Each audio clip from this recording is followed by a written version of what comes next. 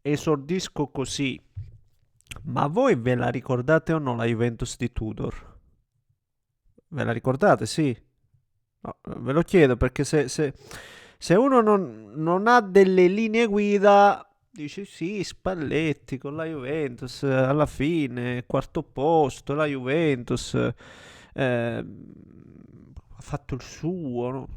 Ma ve la ricordate o no la Juventus di Tudor? Ecco, perciò dobbiamo gettare delle basi. Se non le buttiamo quelle basi di argomentazione, si finisce per svilire quello che è un lavoro enorme. Io lo ribadisco ancora una volta, ma non ho mai avuto dubbi sul fatto che Spalletti, arrivando, dandogli del tempo per shakerare questo gruppo e indottrinarlo con le sue idee, non avevo dubbi che lui potesse fare e mostrare quello che sta mostrando adesso. Una squadra che gioca benissimo a pallone, i giocatori sanno quello che devono fare, è una squadra che crea sempre tanto, pericolosissima e non è certamente ancora perfetta, ma è una squadra che oggi, ecco, per poi quelli che sono amanti dei risultati, oggi è una squadra che si pensava quest'anno potesse anche proprio essere l'anno zero, non andare in Champions, no? Col Como che andava a 1000, eh? Invece oggi è più vicina al secondo posto che al quinto. È a 3 punti dal matematico secondo posto, quindi ragazzi, anche per quelli che sono solo interessati ai risultati, poco da dire. Grande lavoro, ancora una volta lo confermo, veramente Spalletti un grande allenatore, ma veramente un grande allenatore, grandissimo allenatore. Ne parliamo e come se lo facciamo, signori miei. Prima, come al solito, vi invito a spolliciare. Se volete iscrivetevi, vi ricordo sempre, e ormai fa quasi a memoria, ma lo ribadisco perché in tanti di voi poi davvero magari non si rendono neanche conto, dicono, ah ma segui, però non, lo seguo, ma se mi segui iscriviti perché a te non cambia nulla, in realtà non cambia nulla neanche a me, perché poi bisognerebbe attivare la campanella e quindi vedere i prossimi, è sempre, però vabbè. Grazie e ad ogni modo grazie per il vostro supporto, quello non manca di certo.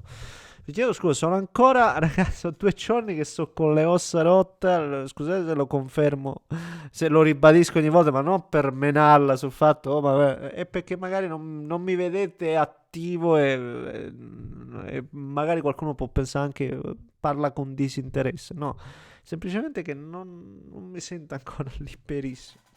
Ah, mamma mia, è tutto un dolore. Forse è uscita dolorante con le ossa rotte il Bologna dall'eliminazione dell'Europa League. Non lo so, ma oggi, al netto dei meriti della Juventus, sottolineo anche un Bologna non proprio lucidissimo.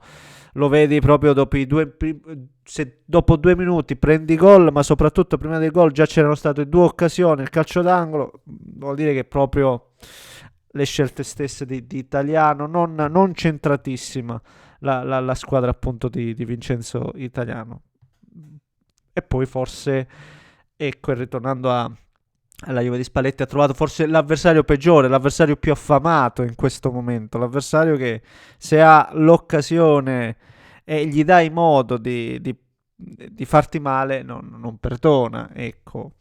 E bello anche ritrovare per Spalletti, bello ritrovare il gol dell'attaccante, sicuramente, anche perché anche su Davide, no? Ma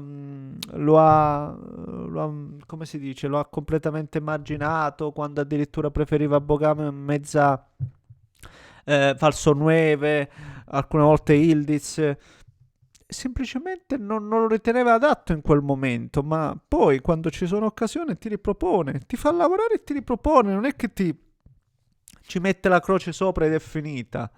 E oggi abbiamo visto un buon David, sicuramente, e giocatori che pian pianino crescono, no? anche comunque i due giocatori che sono arrivati dal mercato, poi non sono stati, non parliamo di fenomeni, parliamo di due giocatori che comunque qualcosa hanno portato. Boga, che anche oggi fa delle giocate pregevoli, lo stesso Holm, che abbiamo visto per un tempo, comunque ha colpito la traversa, abbastanza propositivo. Sono giocatori che lui butta dentro il contesto, te li lavora e li migliora. E ovviamente che nel primo tempo, come dicevo, poi nel secondo ha gestito, ha anche avuto altre situazioni e l'ha anche chiusa, quello che deve fare una grande squadra. Ecco, quello che magari alcune volte è mancato, il non chiuderla, stasera l'ha anche chiusa, portandosi 2 gol avanti, però nel primo tempo vede proprio una squadra che gioca, che vuole sempre trovare il modo di puntare l'avversario e di arrivarti al tiro. E lo fa stasera. E poi mancava anche il giocatore più importante. Teoricamente il giocatore più la stella, diciamo, Ildiz dall'inizio, poi è entrato dopo. Non voglio dire il giocatore più importante perché poi tatticamente ce ne sono altri che secondo me per lui sono molto molto significativi. Pensiamo a McKennie, che appunto era quello che era mancato con l'Atalanta e si è vista, no? La sua assenza. Oggi non a caso gioca, buona partita, mette l'assist per Thuram. Poi oggi anche no, metti Thuram e fa gol, quindi è proprio un momento in cui vanno le cose come devono andare, come lui vuole che vadano. E questo è, signori miei. La prossima partita sarà molto, molto divertente. Cioè, Milan-Juventus, due filosofie di gioco opposte, senza se e senza ma, e sono molto curioso perché a questo punto non dico che sia fatta la qualificazione a Champions, perché comunque dietro ci sono squadre come Roma, non mai sottovalutarle, però in questo momento sono la Juve a più 5. Levata la sfida col Milan, tutte le altre sono alla portata per la Juventus. Ma la stessa partita col Milan che stiamo vedendo ultimamente, è sicuramente alla portata. E vediamo se questa squadra vuole addirittura fare un salto ulteriore in avanti o meno. Ha le potenzialità per farlo, per quello che sto vedendo. Mm, ripeto, fino a poco tempo fa parlavamo di una squadra che non si sapeva nemmeno se andasse in Champions, ora parliamo di secondo posto. Cioè, una roba incredibile. Sta facendo così bene, ripeto, che qualcuno può pensare, eh sì, ma sei alla Juventus.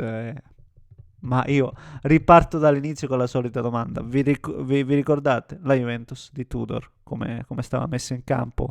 Che risultati portava? Ma oltre ai risultati, ripeto, quella che era la sua proposta. Vabbè, questo è. Signori, fatemi sapere cosa ne pensate voi. Commentate, likeate. Se volete iscrivetevi al canale. Un grande abbraccio da Nesca.